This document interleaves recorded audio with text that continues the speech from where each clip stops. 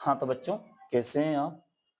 आज हम लोग पढ़ेंगे हिंदी गद्य की विधाएँ और हम ध्यान से देखेंगे कि हमारे पाठ्यक्रम में हिंदी गद्य की कौन-कौन सी विधाएँ हैं और इनसे संबंधित जो प्रश्न हैं वो परीक्षा में किस तरह से पूछे जाते हैं और उनके उत्तर जो हमें उनका जो एक शब्द सीमा होती है ना? उसी सीमा में किस तरह से उनके उत्तर देने हैं ताकि हमें अच्छे से अच्छे अंक प्राप्त हो सकें। कितने अंक में प्रश्न आता है, ये सभी जानकारियाँ हम लोग आज इस वीडियो में तैयार करेंगे और मैं आपको देना चाहूँगा ये जानकारी और लेकिन उससे पहले एक बार फिर बोलना चाहूँगा आपको हर बार की तरह कि यदि चैनल पर आप नए हैं, तो इसको एक बार चैनल को सब्सक्राइब कर लें और बेल आइकन को दबा दें, तो आपको विषय संबंधित नई-नई वीडियो मिलती रहेगी, ठीक है? और यदि आपने पहले से इसको सब्सक्राइब किया है, तो आप लगातार वीडियो देखते रहें और चाहें तो आप इसमें कोई विषय वस्तु ऐसी है जो आपकी समझ में नहीं आती है या आपको ऐसा लगता है कि मैं आपको समझा नहीं पाया हूँ, तो आप मुझे कमेंट बॉक्स में कमेंट भी कर सकते हैं और चाहें तो मेरे मोबाइल नंबर पे फ़ोन भी लगा सकते हैं या मुझे व्हाट्सएप मैसेज भी कर सकते हैं। चलते हम लोग अपनी यात्रा की ओर। तो सबसे पहले हम लोग इस बात पर चर्चा करेंगे कि हिंदी गद्य की जो विधा है वो कितने प्रकार की होती है, उन्हें कितने भागों में बाँटा गया है। तो 2 भागों में उसको बाँटा गया है, ठीक है? इस बात का हम लोग ध्यान रखेंगे। तो 2 भागों में बाँटा गया है, प्रमुख और गौण विधाएँ। तो परीक्षा में प्रश्न कैसे आते हैं और कैसे हमें उनको उत्तर लिखने हैं और कैसे हम अच्छे से अच्छे अंक प्राप्त कर सकते हैं, ठीक है? ये सभी बातों पर आज हम लोग चर्चा करेंगे।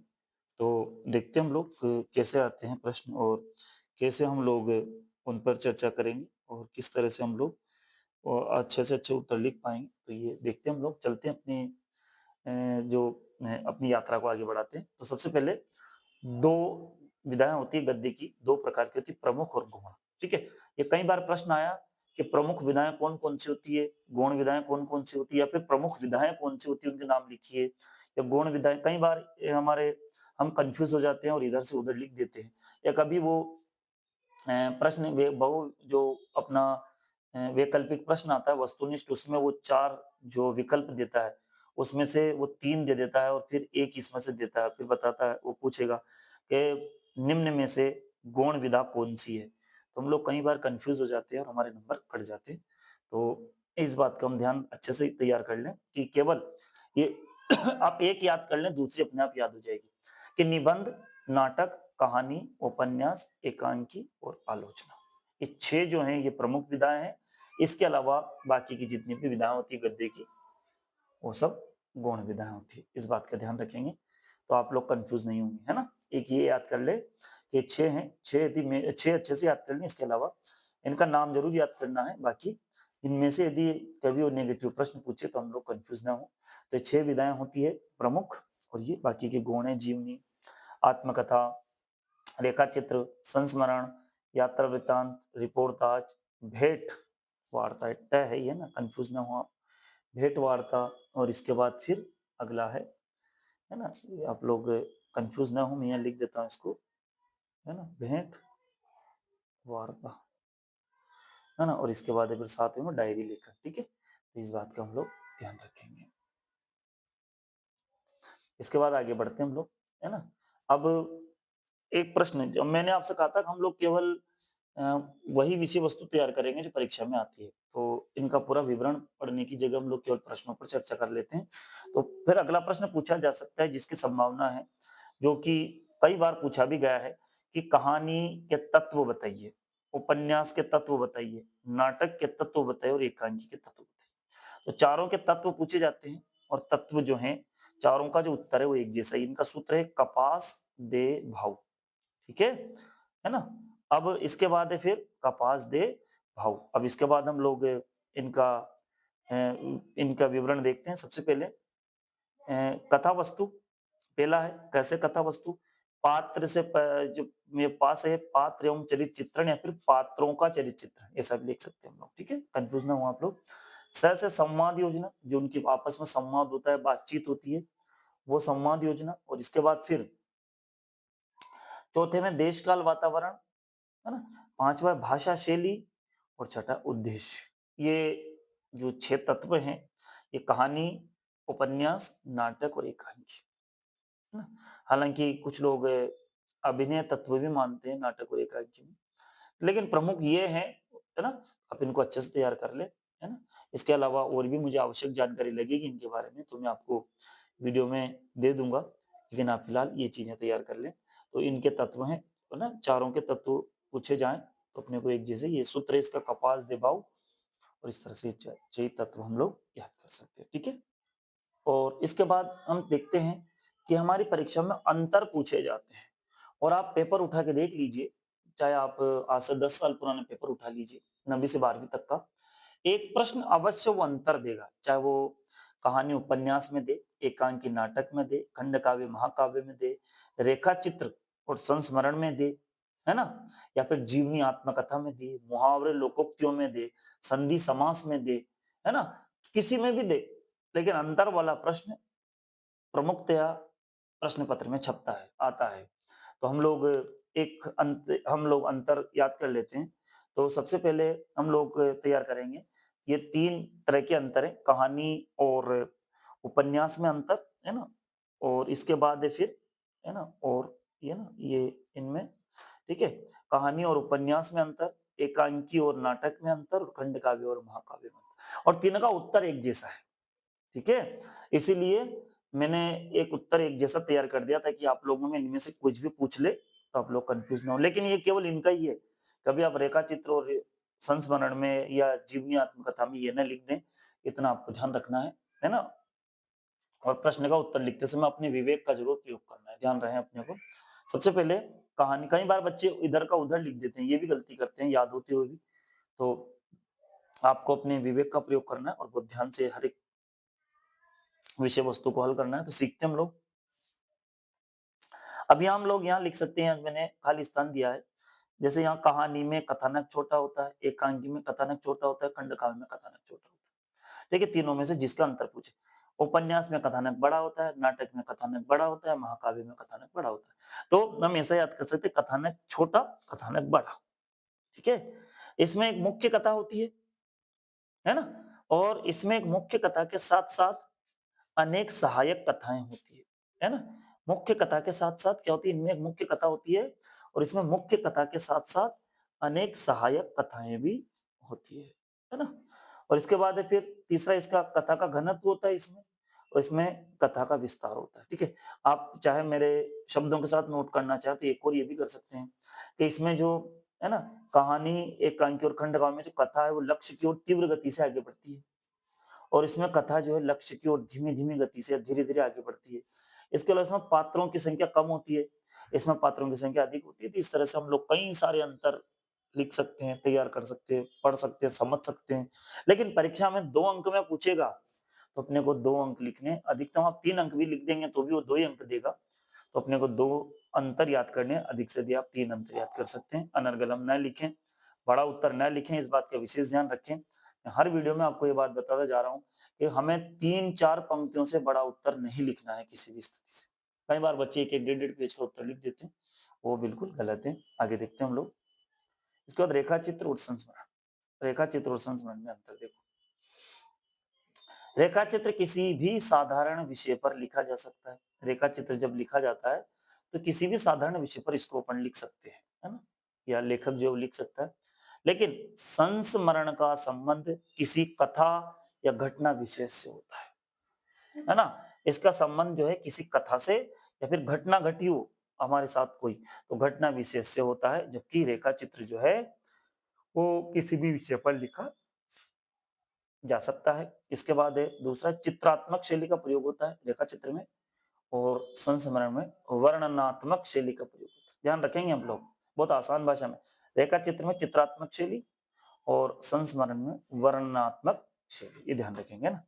इसके बाद है रेखा चित्र में तटस्थ रहता है, जो लेखक है वो तटस्थ रहता है, रेखा चित्र में लेखक तटस्थ रहता है, जबकि संस्मरण में लेखक तटस्थ नहीं रहता है ना?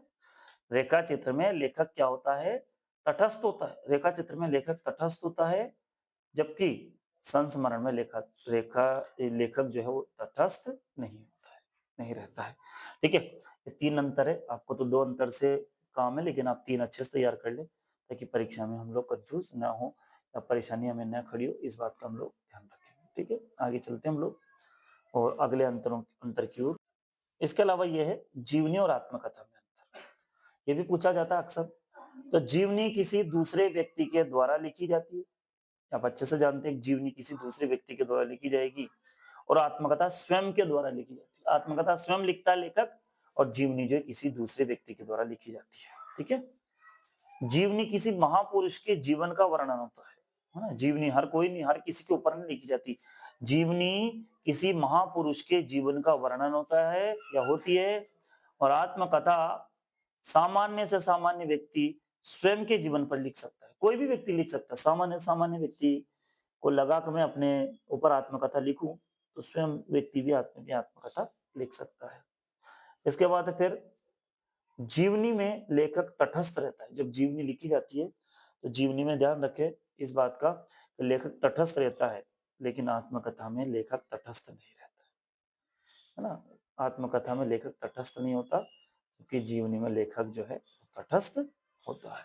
ठीक है, इसके बाद फिर अगला अंतर है लोकोक्ति, मुहावरे और लोकोक्ति में अंतर। ठीक है, मुहावरे और लोकोक्ति में अंतर। तो मुहावरे लोकोक्ति में क्या अंतर है? मुहावरा जो है वाक्य का अंश होता है, मुहावरा वाक्य का अंश होता है, वाक्यांश होता है, और लोकोक्ति एक पूर्ण वाक्य होती है। ध्यान रहे, हम इस बात का ध्यान रखें कि मुहावरा वाक्य का अंश होता है, लोकोक्ति एक पूर्ण वाक्य होती है। ठीक है, इसके बाद है फिर दूसरा, मुहावरा अरबी भाषा का शब्द है, जबकि लोकोक्ति संस्कृत भाषा का शब्द है। ठीक है, मुहावरा अरबी भाषा का शब्द है, जबकि लोकोक्ति संस्कृत भाषा का शब्द है। मुहावरे विकारी होते हैं और लोकोक्ति अविकारी होती है। ये अंतर भी हम लोग ध्यान रखेंगे। इसके बाद है अगला प्रश्न है संधि और समास में अंतर। सो संधि और समास का अंतर भी है, ये 10वीं और 9वीं में पूछा जाता है। तो दो अंतर हम लोग तैयार करेंगे क्योंकि 2 अंकों में आता है। तो संधि 3 प्रकार की होती है और समास 6 प्रकार की होती है। ठीक है ना। संधि 3 प्रकार की होती है ना, स्वर संधि, व्यंजन संधि, विसर्ग संधि। समास 6 प्रकार के होते हैं, हम जानते हैं ना। अव्ययभाव समास, कर्मधारय, तत्पुरुष, द्वंद्व, द्विगु, है ना, बहुब्री, ये 6 प्रकार के होते हैं। संधि में शब्दों का विच्छेद किया जाता है ना, और समास में शब्दों या पदों का विग्रह किया जाता है। ठीक है, इस बात को हम लोग ध्यान रखेंगे। ठीक है, और फिर हम लोग संधि और समास से संबंधित जो प्रश्न बनेंगे वो गद्य जो हमारी व्याकरण में पढ़ेंगे, है ना। तो ये अंतर मैंने आपको तैयार करा है। इसके अलावा आगे चलते हैं। अक्सर एक प्रश्न और पूछा जाता है कि हिंदी की पहली कहानी, पहला नाटक, पहला उपन्यास, पहली या प्रथम एकांकी, है ना, या फिर खड़ी बोली हिंदी का प्रथम महाकाव्य। ठीक है, ये 5-6 प्रश्न अक्सर पूछे गए हैं एक-एक अंक में, तो हम लोग इसको भी तैयार कर लेते हैं। कि सबसे पहले कहानी है, तो इंदुमती पहली कहानी जो सन 1900 में लिखी गई थी और किशोरी लाल गोस्वामी ने इनको लिखी थी। ठीक है, तो ये कहानी इंदुमती जो है सन 1900 में हिंदी की पहली कहानी है। इससे पहले हिंदी में कहानियां नहीं थी, है ना, और किशोरी लाल गोस्वामी ने लिखी। हालांकि जब आप बड़ी कक्षाओं में जाओगे तो और भी विस्तृत जानकारी आपको मिलेगी, लेकिन फिलहाल अभी हमारे लिए इतना पर्याप्त है। इसके बाद नाटक आनंद रघुनंदन, ये 1830 में लिखा गया था। सन है ये, है ना, आप ध्यान रखेंगे ये सन 1830 है। सन में लिख देता हूँ, ठीक है, आप कंफ्यूज ना हो। सन 1830 है ना। तो ये सन 1830 में विश्वनाथ सिंह, ये रीवा के राजा थे, रीवा नरेश विश्वनाथ सिंह ने इनको इसको लिखा था आनंद रघुनंदन। उपन्यास है पहला परीक्षा गुरु, ठीक है, और ये श्रीनिवास दास ने लिखा था। इनको लाला श्रीनिवास दास भी बोलते हैं, तो आप लोग कंफ्यूज ना हो। लाला श्रीनिवास दास या निवास दास, जो उपन्यास है परीक्षा गुरु 1882 में सबसे पहला लिखा गया था। एकांकीय एक घूंट, वो प्रथम एकांकीय हिंदी की, जो कि 1929 में लिखी गई थी, है ना, 1929 में ये सबसे पहली एकांकी थी एक घूंट, जो कि जयशंकर प्रसाद ने लिखी थी, है ना। वही जयशंकर प्रसाद जो कि हम लोग छायावाद के कवि के रूप में जिनको जानते हैं। 5वीं खड़ी बोली हिंदी का प्रथम महाकाव्य, खड़ी बोली हिंदी का पहला महाकाव्य है प्रिय प्रवाह, जो 1909 से 1913 में लिखा गया है। वैसे मैं आपको बता दूं, महाकाव्य रामायण भी है, सॉरी, रामचरितमानस भी है, और पृथ्वीराज रासो भी है, और पद्मावत भी है ना। कई सारे महाकाव्य है, कामायनी भी है ना। कामायनी भी जयशंकर प्रसाद का महाकाव्य है। लेकिन खड़ी बोली हिंदी का सबसे पहला, क्योंकि रामायण महाभारत, रामायण संस्कृत में था, रामायण और रामायण जो है वो संस्कृत का है, महाभारत संस्कृत का है। लेकिन जैसे पृथ्वीराज रासव राजस्थानी में लिखा गया है ना, रामचरितमानस अवधी में लिखी गई, तो ये सबसे पहले खड़ी बोली हिंदी में प्रिय प्रवास लिखा गया, जो अयोध्या सिंह उपाध्याय हरिओद के द्वारा लिखा गया था। ठीक है, अब आगे चलते हम लोग। इसके अलावा एक विषय वस्तु और तैयार कर लेना आप लोग परीक्षा की दृष्टि से। मैंने इसका लिखा नहीं, केवल आपके विवेक के अनुसार आपको बता रहा हूँ। आपको खुद स्वयं तैयार करना है। रचना और रचनाकार मतलब क्या? जैसे निबंध है तो पूछेगा, जैसे कोई सा भी निबंध है, जैसे मान लो शिरीष का फूल है ना, या शिरीष का है ना, है ना, शिरीष जो है, या फिर कल्पलता है ना, या फिर है ना, नाखून क्यों बढ़ते हैं, निबंध है। इस तरह के जो निबंध है ना, तो ये जो निबंध है वो आप कोई से भी दो निबंध और दो निबंधों की रचना का कहानी, दो कहानी जैसे मुंशी प्रेमचंद की है, पंच परमेश्वर है ना, नमक का दरोगा है ना, और भी कई सारे लेखकों की कहानियां आप याद कर सकते हैं, है ना। इसके साथ ही नाटक है, तो आप दो लेखक के नाटक और दो नाटकों के नाम, उपन्यास, दो उपन्यास और दो उपन्यासकार और दो उपन्यासकार के उपन्यास, और फिर एकांकी। तो आप लोग ये खुद तैयार करें। तो आपको क्या करना है, सबसे पहले किन्हीं दो निबंधकारों का नाम याद करना है और उनके दो दो निबंध आपको लिखना है। ठीक है, इसके बाद हम चलते हैं अगली यात्रा की ओर। इसके बाद कक्षा 11वीं और 12वीं में एक प्रश्न आता है, राष्ट्रभाषा किसे कहते हैं, राजभाषा किसे कहते हैं और राष्ट्रभाषा किसे, ठीक है, और इनमें अंतर भी आता है। तो पहले हम लोग ये प्रश्न तैयार कर लें किसे कहते हैं, उसके बाद फिर इनके अंतर को तैयार करेंगे, है ना। तो राजभाषा, राजभाषा किसे कहते हैं? संविधान द्वारा स्वीकृत सरकारी कामकाज की भाषा या संवैधानिक आवरण पहने हुए भाषा राजभाषा कहलाती है। ठीक है, संविधान द्वारा स्वीकृत सरकारी कामकाज की भाषा या संवैधानिक आवरण पहने हुए भाषा राजभाषा कहलाती है। ठीक है, इस बात का ध्यान रखेंगे। और मैं आपको बता दूं, मैंने एक वीडियो पहले, इससे पहले आज से 1 साल पहले भी जारी की थी, जिसमें केवल राष्ट्रभाषा राजभाषा में अंतर है। अलग अलग अंतर के लिए मैंने अलग अलग वीडियो जारी की थी। इस बार मैंने सारे अंतर वाले प्रश्न एक ही वीडियो में रख दिए हैं, तो आप वो पुरानी वीडियो भी देख सकते हैं, आपको उसमें बहुत फायदा मिलेगा। इसके बाद है राष्ट्रभाषा, किसी भी देश के बहुत बहुसंख्यक लोगों के द्वारा बोली जाने वाली भाषा राष्ट्रभाषा। ठीक है, ये परिभाषा अच्छे से याद कर ले। राष्ट्रभाषा किसे कहते हैं? किसी भी देश के बहुसंख्यक लोगों के द्वारा जो भी भाषा बोली जाती है, ज्यादा से ज्यादा लोग जिसे बोलते हैं, वो राष्ट्रभाषा है। और संविधान द्वारा स्वीकृत सरकारी कामकाज की भाषा, संवैधानिक आवरण पहने हुई भाषा राजभाषा कहलाती है। ठीक है, अब हम इनका अंतर देखेंगे। अब हम लोग तैयार करेंगे राजभाषा और राष्ट्रभाषा में अंतर। तो देखो, राजभाषा प्रशासन की भाषा है ना, राजभाषा प्रशासन की भाषा और राष्ट्रभाषा जनता की भाषा है। ठीक है, राजभाषा प्रशासन की भाषा है, राष्ट्रभाषा जनता की भाषा है।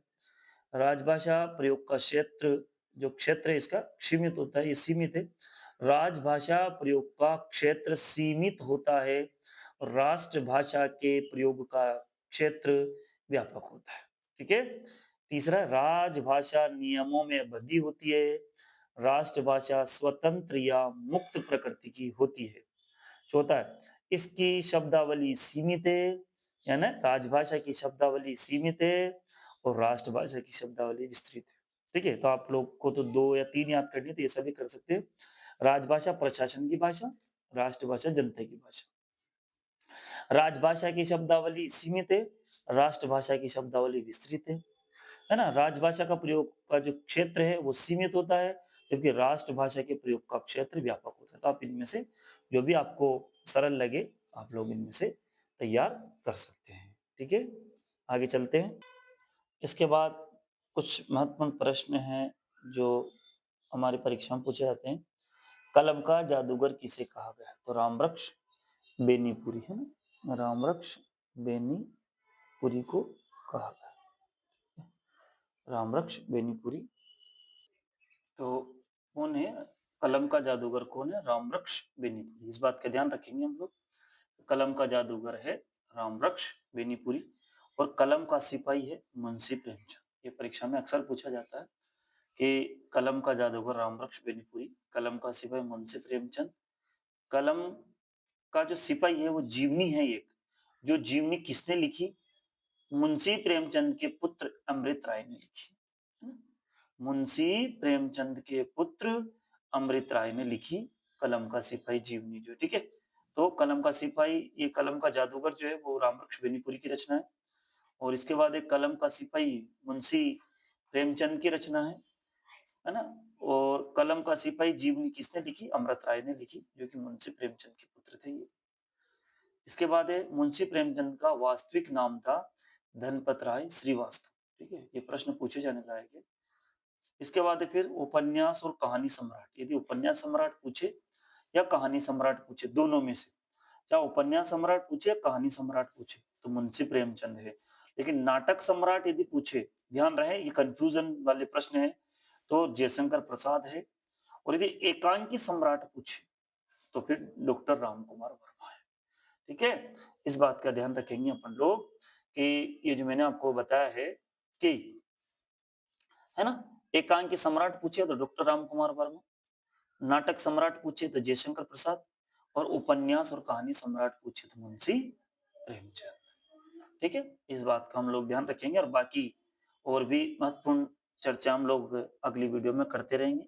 ये जो थी वीडियो, ये जो 20-22 मिनट की जो वीडियो है, इसमें मैंने आपको हिंदी गद्य की विधाओं के बनने वाले संभावित सारे प्रश्न जो हैं कम समय में तैयार करवा दिए हैं। और मैं आपको इतना विश्वास दिला सकता हूं कि इससे बाहर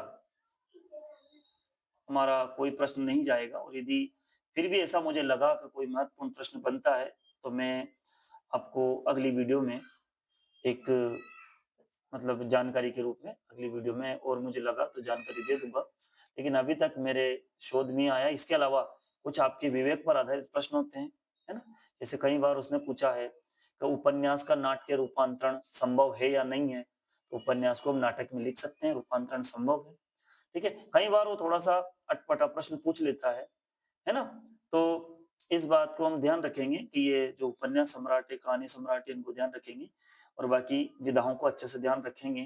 पहली विधा कौन सी है मैंने आपको बता ही दिया। और भी कोई महत्वपूर्ण विषय लगा तो मैं आपको अगली वीडियो में बता दूंगा। तो ये हमने जो 23 मिनट की वीडियो बनाई है, इसमें आपको मैंने बहुत प्रयास किया है समझाने का। तो आशा करता हूँ कि आपको बहुत अच्छा समझ में आया होगा और आप लोग लगातार चैनल पर बने रहें, नए-नए वीडियो देखते रहें, है ना? और ये वीडियो देखने के लिए बहुत-बहुत धन्यवाद और अपने मित्रों तक भी इसको पहुँचाएँ ताकि उन्हें भी इसका फ़ायदा मिले और वो भी इससे अपना लाभ ले सकें और अपने परीक्षा की तैयारी वो कर सकें। तो आप सभी का बहुत-बहुत धन्यवाद।